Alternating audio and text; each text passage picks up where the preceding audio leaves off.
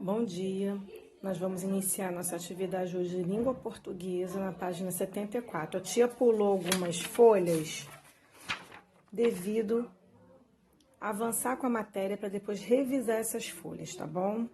Então vamos lá. Aqui nessa folha nós temos uma nova interpretação de texto, com uma leitura muito interessante que é o Rato da Cidade e o Rato do Campo. Só que essa versão é de Monteiro Lobato, tá? Porque nós já tivemos contatos, aqui em casa tem até outros livros, com o Ratinho da Cidade e o Ratinho do Campo, escrito por outras pessoas. Essa versão aqui é de Monteiro Lobato, aqui o Monteiro Lobato. Ele que fez o Sítio do Pica-Pau Amarelo, ele inventou os personagens da Emília, do Visconde, do Saci Pererê, da Cuca, tá? Aí aqui tem uma biografia dele, falando que ele escreve história para crianças. E também escreveu alguns livros com temas adultos, tá? As histórias mais importantes que podemos destacar são Reinações de Narizinho, Caçadas de Pedrinho e o Pica-Pau Amarelo, que é o mais conhecido de todos, né? Então aqui, ó, o Rato da Cidade e o Rato do Campo. Aqui, ó, esse é o da cidade e esse é o do campo. Certo ratinho da cidade resolveu banquetear um compadre que morava no mato. O mato é a área rural, né? É o campo.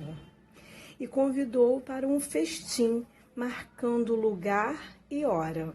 Então aqui, ó, tem as palavras destacadas, nós vamos ver o significado, né?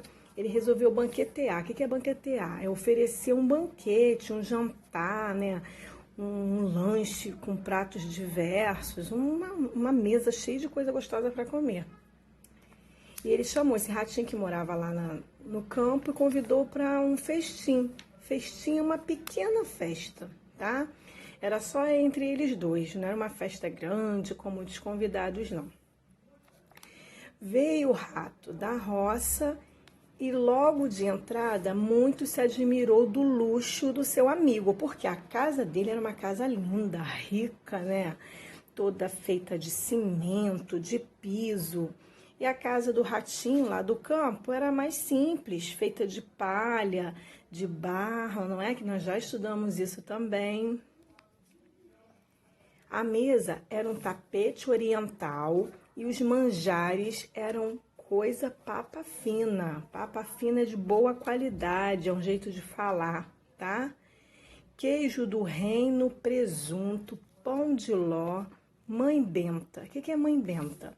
É um bolinho doce feito de farinha de arroz e coco ralado, tá bom? Olha quanta coisa gostosa tinha para comer. Tudo isso dentro de um salão cheio de quadros, estatuetas e grandes espelhos de moldura dourada. Olha, devia ser uma sala enorme, né? Com aqueles espelhos enormes, aqueles quadros dourados. Você imagina, ele ficou louco, né? Porque lá no campo só tem um matinho, vaquinha, cavalo, né? Muitas árvores. Ele não estava acostumado com isso. Puseram-se a comer. No melhor da festa, porém, ouviu-se um rumor. Um rumor é um ruído, um barulho. Então, eles ouviram um barulho na porta. Fez um barulhão, bum! O rato da cidade fugiu para o seu buraco, deixando o convidado de boca aberta. Olha que falta de educação, deixou ele sozinho. Não era nada, e o rato fujão voltou e prosseguiu o jantar. Mas estava atento aos mínimos rumores da casa. Qualquer barulhinho, ele levava um susto. Daí a pouco, o novo barulhinho na porta e nova fugida do ratinho. Gente, mas esse ratinho da cidade era muito covarde, né? Não era nem e o outro era muito corajoso, da roça, do campo, né? O compadre da roça franziu o nariz, enrugou, né? Franziu enrugou o nariz.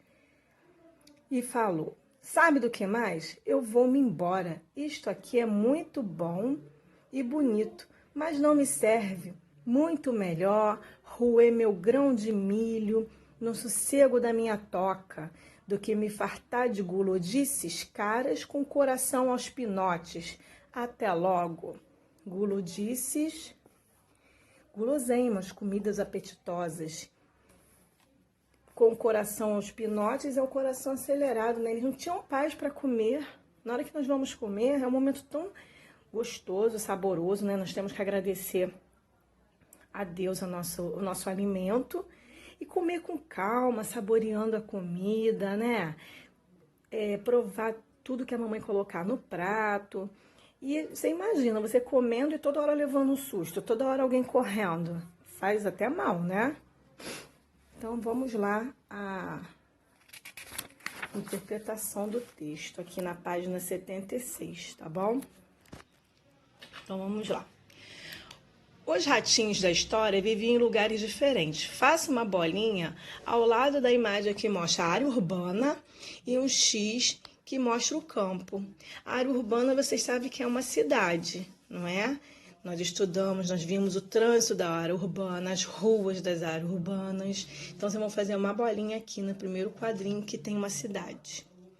E vai fazer um X onde mostra o campo. Olha aqui, ó, que é a área rural. No texto falou também como roça, mato, porque tem mais natureza do que aqui, ó. Aqui tem muita coisa feita pelo homem, construída pelo homem. E aqui são poucas coisas feitas pelo homem, tem mais coisas feitas por Deus, pela natureza. Então, aqui é a rural, faz um X, tá? Que é a imagem do campo, e aqui é a imagem urbana, tá bom? Como o ratinho do campo se sentiu quando chegou à casa do amigo da cidade? Quando o ratinho chegou lá, que ele viu aquela casa bonita, aquelas estátuas, aqueles quadros, ele ficou triste, ficou feliz ou ficou assustado? Ele ficou feliz, ficou muito feliz.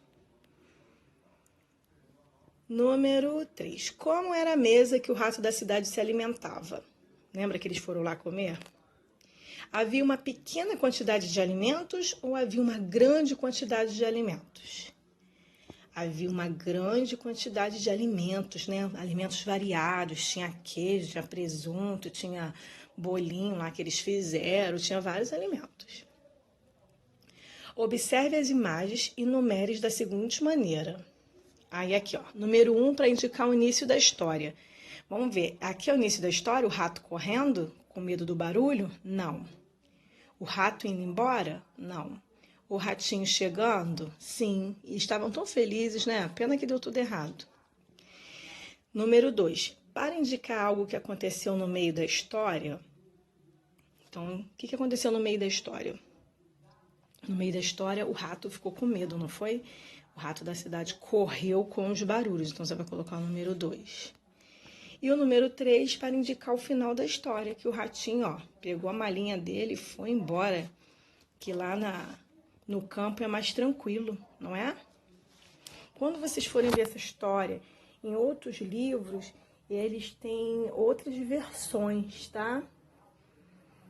O final é diferente, o início da história é diferente, mas o contexto da história é o mesmo, que ele prefere voltar para o campo porque ele já está acostumado e ele gosta mais lá de onde ele mora, tá bom?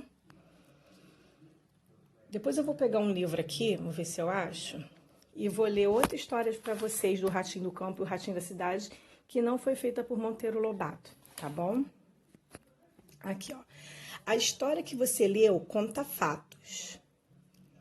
Esses fatos são reais? Eles aconteceram de verdade? Ou eles foram criados pela imaginação do autor, quem escreveu a história? Aconteceu isso de verdade? Um rato foi lá na casa do outro rato, conversaram, comeram? Não, né? É uma história criada pela imaginação do autor. Nessa história, aparece indicando quando os fatos aconteceram ou não aparece indicando quando os fatos aconteceram?